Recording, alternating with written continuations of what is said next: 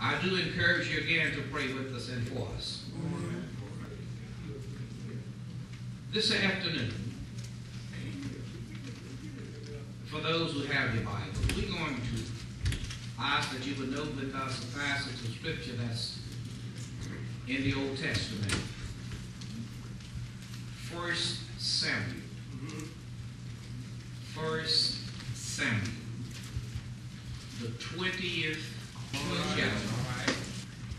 I believe that when you say Family and Friends Day, that's a special group. If you can't find love anywhere else, it should be among family and friends.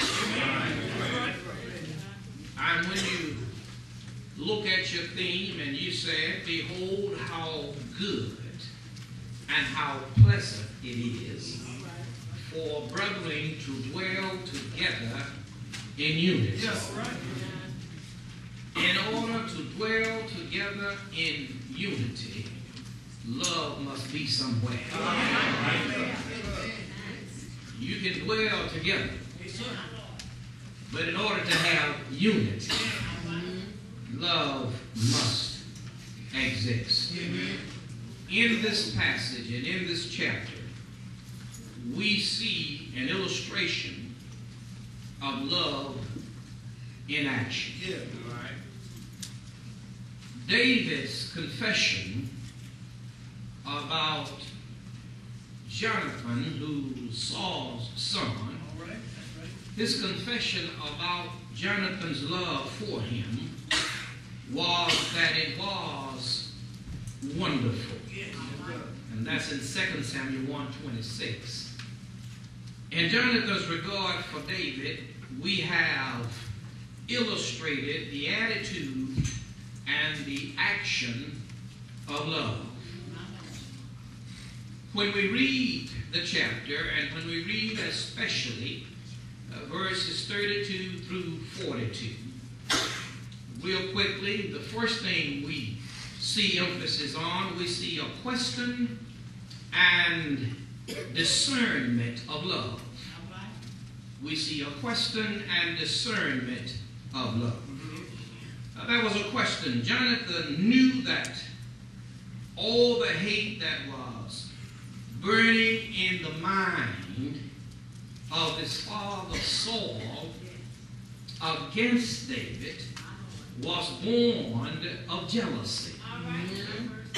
So he dares to ask the question, what have he done? You know, somebody can just dislike you for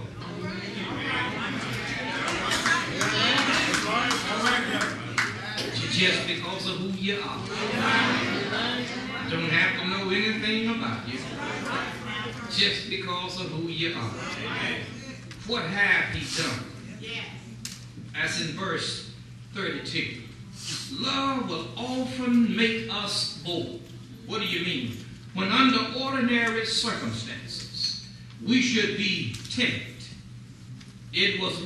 We have an example of how love will make you bold. It was love to Christ, for instance, that made Mary early to the sepulchre.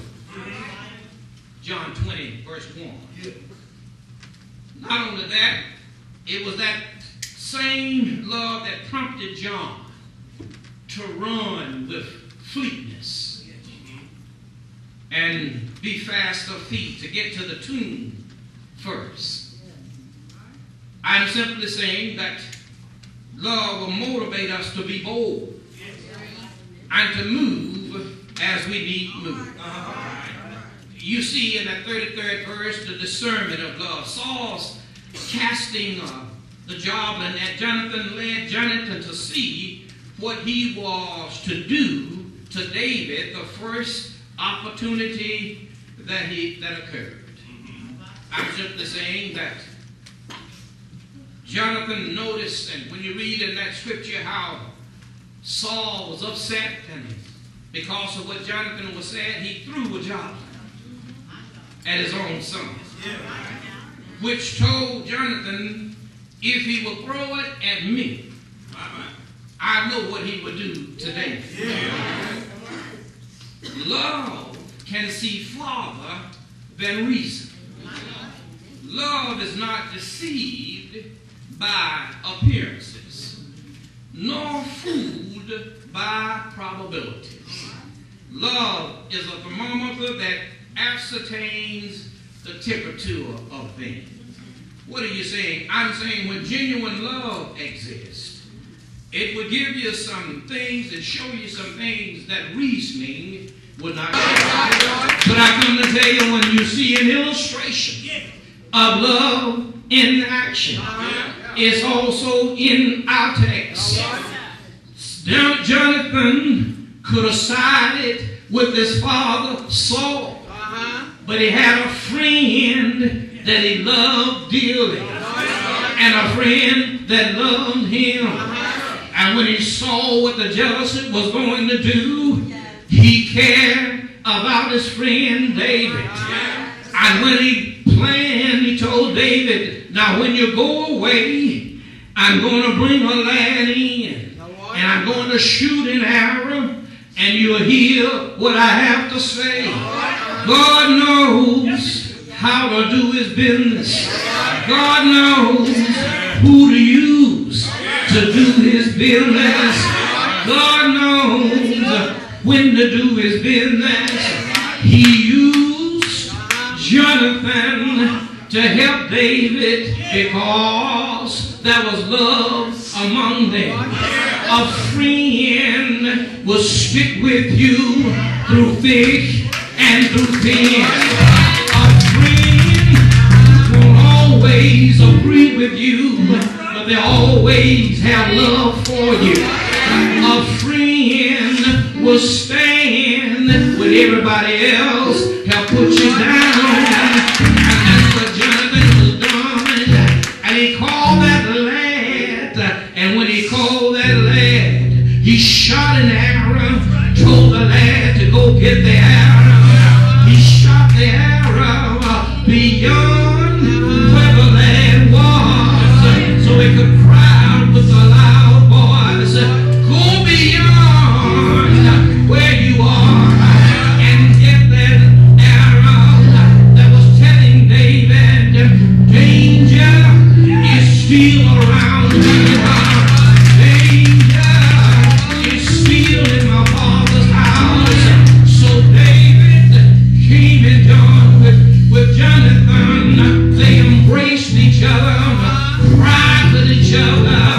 Every now and then, when you feel each other's care, it's all right not only to laugh together, but sometimes we even have to cry together.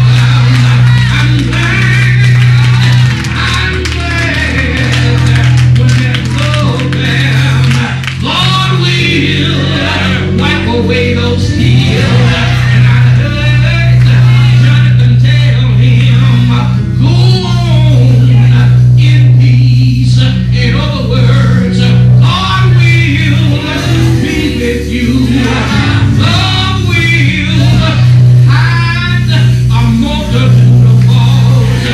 Love will reach out to those who are in need. Love will, I said love will draw us closer together. Love will help us to tell somebody, I know a man that'll stick closer than a brother. Who are you talking about? You see, when you have that love in your heart, you can't keep it to yourself. You can't hold it for yourself.